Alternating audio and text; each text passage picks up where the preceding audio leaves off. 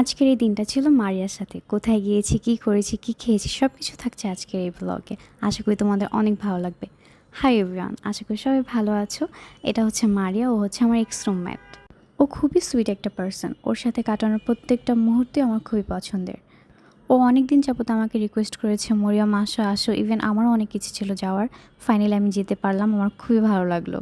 আর সবথেকে বড় বিষয়, আমরা ওই দিন একসাথে অনেক এনজয় করেছি। আর আমরা যাচ্ছিলাম যমুনাতে, বাট যমুনা ওই দিন অফ ছিল বিকজ ওই দিন ওয়েডনেসডে ছিল। আর আমরা এটা ভুলে গিয়েছি। বাট ওই দিন হোলসেল খোলা ছিল, তাই আমরা হোলসেলেই চলে যাই। আর অডিয়েন্সের জন্য কিছু বলো।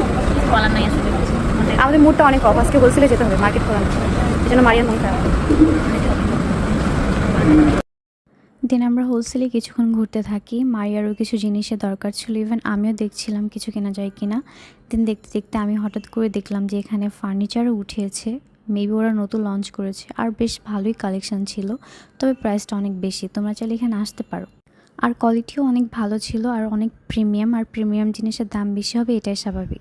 দেন আমরা ফুচকা অর্ডার করি, আর এই ফুচকাটা আমার এত বেশি পছন্দের। আমি যখনই হোলসেলে যেতাম আমি তখনই এই ফুচকাটা খেতাম, বিকজ এটা এত ফ্রেশ আর এত লাইট, খেলে একদমই পেট খারাপ হওয়ার সম্ভাবনা নেই।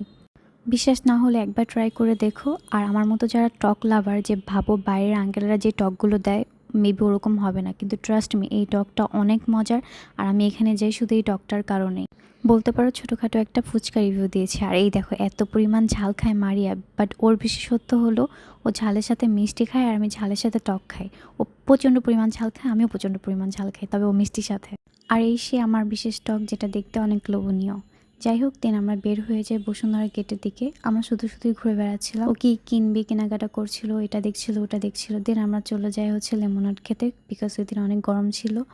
আর এই লেমনেডটা আমার অনেক পছন্দের ছিল। যখন আমি ওখানে থাকতাম আমি প্রায় সময় এটা খেতে আসতাম। এমন অনেক পছন্দের জিনিস আছে যেগুলো আমি এখন অনেক মিস করি।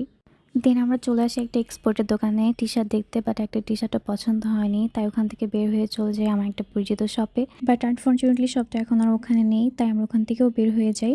আর মারি আমাকে বললো এখানে নাকি নতুন একটা শপ হয়েছে, লাইক ইউনিমার্ট শপ নেই, এগুলোর মতো। নাম ছিল হচ্ছে কি জানি, মনে পড়ছে না। ও আচ্ছা, ফ্যামিলি না, আপন ফ্যামিলি মার্ট। তারপর আমরা ওখানে চলে যাই হাঁটতে হাঁটতে। তারপর আমরা ফাইনালি চলে আসলাম। এখানে অনেক কিছু আছে, তাই ঘুরে ঘুরে দেখছিলাম। ও বললো এখানে তুমি সব কিছুই পাবে। তো আমাকে বললো যা যা লাগে নিয়ে নাও। আমি বললাম আমার কিছুই লাগবে না, বরং ও উল্টা আরও অনেক কিছু নিয়েছে বাসায় খাওয়ার জন্য, আমাকে খাওয়ানোর জন্য। তো আমরা ঘুরে ঘুরে দেখছিলাম, আর অনেক সুন্দর সুন্দর কালেকশন ছিল। এখানে বিদেশি অনেক কিছু পাওয়া যায়, ভালো ভালো ব্র্যান্ডের প্রোডাক্ট। তোমরা এখানেও আসতে পারো। এই শপটার কথা অনেকেই জানে না, বাট বসুন্ধরাতে যারা থাকে তো ওরা অবশ্যই জানে, ওরা আসেও এখানে। দেন আমরা ঘুরে ঘুরে এই তো চলে আসলাম বাসার দিকে। দেন আমরা একটা রিক্সা নিয়ে সুন্দর চলে যাই। এই মোমেন্ট আমার অনেক পছন্দ। তারপর আমার একটা বান্ধবীর সাথে আমার দেখা হয়, ওর নাম হচ্ছে আখি। ওকে তো আমরা আগেও আমার ব্লগে মেবি দেখেছো। অ্যান্ড এই তো ওর সাথে দেখা করার পর আমরা বাসায় যেয়ে ডিনার করেছি এগুলো দিয়ে। তারপর আমরা ওখানে টাইম স্পেন্ড করি, তারপর শেষ হয়ে যায়। এরপর সকালে উঠে আমি মায়ের সাথে চা খেয়েছি। চা খেয়ে আমি আবার বের হয়ে গেছি।